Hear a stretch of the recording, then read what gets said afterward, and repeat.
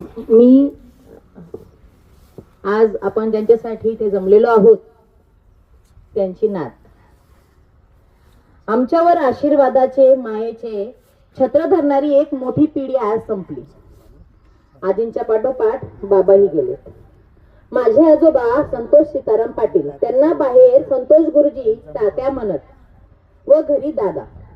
बाबा, तुमचे विचार, तुमचे संस्कार, कष्ट करण्याची प्रवृत्ती, काटकसर, इतरांच्या सुखदुःखात स्वतः धावून जाण्याची शिकवण, स्वाभिमानी व सेवाभावी प्रवृत्ती नेहमीच आयुष्याला दिशादायक ठरत आहे व ठरेल.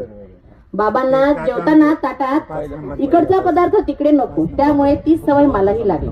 त्या प्रत्येक पदार्थाची जागा ताटात ठरलेली आणि वाढणारी व्यक्ती एकदम अटेन्शन मध्ये हवी. त्यांचे तीनही काका वडील एकत्रच, त्यांचा सांभाळ, दोघे लहान भाऊ. एक मिनिट दादा, ते बोलून घेऊ त्यांना थोडं. या सर्व जबाबदाऱ्या, सर्व बहिणी मुली, असे लग्न कार्य, घरात सख्खे चुलत अशी काही भानगड नव्हतीच. बाबांनी पूर्ण नोकरी आजींसोबतच केली. पूर्ण कुटुंब आजींच्या साथीनेच एकत्रित सांभाळले. यात आजींची खूप फरफट झाली हे मात्र मान्य करावे लागेल. उतार वयात आजींच्या हुशारीचे, कर्तृत्वाचे कौतुक सांगत असत बाबा. आता आजी गेल्यावर मात्र ते आता जास्त दिवस आपल्यात राहू शकले नाहीत. आईने सांगितलेली एक आठवण सांगते. चिलाने हायस्कूल बोर्डिंगच्या मुलांना जेव्हा धान्य संपल्याने जेवण मिळत नसे तेव्हा ते पुढाकार घेऊन काही दिवस गावातून व बाकीचे दिवस स्वतः पुरवत असत. आणि अजून एक प्रसंग, विरदेल नाल्याजवळ पुरामुळे 2 बसेस अडकल्या होत्या रात्री. त्या दोन्ही बसेस परत चिलानेला आणून त्यामधील सर्व प्रवाशांना बाबांनी घरी जेवायला आणले आणि आजींनी प्रेग्नेंट असताना एवढ्या साऱ्या भाकरी बनवल्या. शाळा सुटल्यानंतर बाबांनी हातात फक्त छडी घेतली की पटांगणात एकही मूल न रेंगाळता घरी निघत असे. मारायचे नाही, फक्त धाक. बाबा मला पहिलीला गुरुजी होते आणि आजी 2री ते 4थीला. शाळेत आजींना तरी मी बाई म्हणत असे, पण बाबांना बाबाच म्हणायचे. कुणाला वाटणारही नाही की बाबा गंमतही करत असतील. मी तुम्हाला त्यांचे एक वेगळे रूप सांगते. मी नाराज दिसले तर मला माझी रडायची नक्कल करून हसवायचे. माझ्या पप्पांचे नाव जगदीश म्हणून ओम जय जगदीश हरे ही प्रार्थना म्हणून मला हसवायचे, चिडवायचे.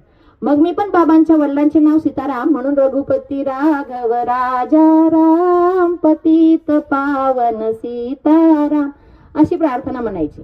अशी आमच्या दोघांची जुगलबंदी चालायची. मग आम्ही दोन्ही हसायचो. मला बाबांनी कधी म्हणून मारले तर नाहीच, पण रागवले सुद्धा नाही. मला कशाची भीती वाटली तर मला वाघोबा म्हणून प्रेरणा देणारे, लहानपणी शिंदखेड्याला शाळेत जाताना मला खाऊला पैसे देणारे, माझा छोटा पेटीचा गल्ला प्रेमाने सांभाळून ठेवणारे, 20-25 जणांच्या कुटुंबात सर्वांना सांभाळून माझ्यावर विशेष माया करणारे, जेवायला नेहमी मला सोबत बसवणारे, कुठल्याही कामाची लाज बाळगू नये हे शिकवताना तळमळीने काम करणारे माझे बाबा. एक आठवणींचा कप्पा माझ्या हृदयात सदैव तुमच्यासाठी राहील. वाड्यात कुणीही पाहुणे आले की बाबा त्यांना घरी बोलावत. त्यांच्या शाळेत आलेले साहेब आजूबाजूच्या गावांना भेट देऊन आल्यानंतर आपल्याकडेच घरी मुक्कामाला येत असत. आणि घरी कुणीही आले तरी त्या पाहुण्यांना त्या आपल्या घरातील सर्व अभिमानाच्या गोष्टी बाबा सांगायचे. माझ्या मुली इथे दिल्यात, मुली जावाई काय करतात, त्यांचे कसे त्यांच्या गावी प्रस्थ आहे, मुले कशी शिकत आहे. मी 7वी पर्यंत बाबांजवळच शिकले. मी पाणी द्यायला गेले की बाबा म्हणत, ही आमची नातबाई खूप गोड आहे, हुशार आहे, वाघ आहेत ते खामखेड्याचे, असे कौतुक चाले.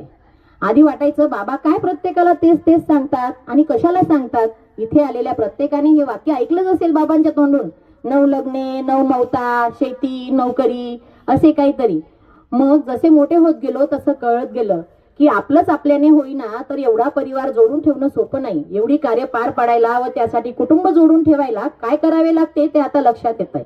आणि आपल्या परिवाराची ओळख करून दिल्यानंतर समाजामध्ये एक वेगळे स्थान तयार होते, हा बाबांचा उद्देश असे. आज ते नाहीत, पण त्यांचे भाऊ आहेत. आजींच्या वेळी आणि आताही त्यांनी कुटुंब एकत्र असल्यासारखेच नियोजन ठेवलेले आहे. ते आपल्याला सर्वांना दिसलेच असेल. नेहमी कडक इस्त्री केलेले कपडे, टोपी असा पेहराव, करारी चेहरा, सर्वांच्या मनात त्यांच्याविषयी दरारा, एक आदरयुक्त धाक असे असले तरीही लहान थोर साऱ्यांशीच अगदी गोड हसून बोलणारे, लांबूनही कोणी दिसला की प्रेमाने राम राम करून हाक मारणारे, नाती गोती भाऊबंदकी जपणारे, घरीदारी कार्यक्रमात कुठेही सर्वांशी स्वतःहून बोलणारे असे माझे आजोबा आज हा नश्वर देह सोडून अनंतात विलीन झाले. त्यांनी कुणाला कळत नकळत दुखावले असेल तर त्यांना माफ करावे आणि ते तर कुणाचाही राग न धरता गेले तरी पुढील प्रवासाला. बाबा, तुमची लाडकी नात. कैलासवासी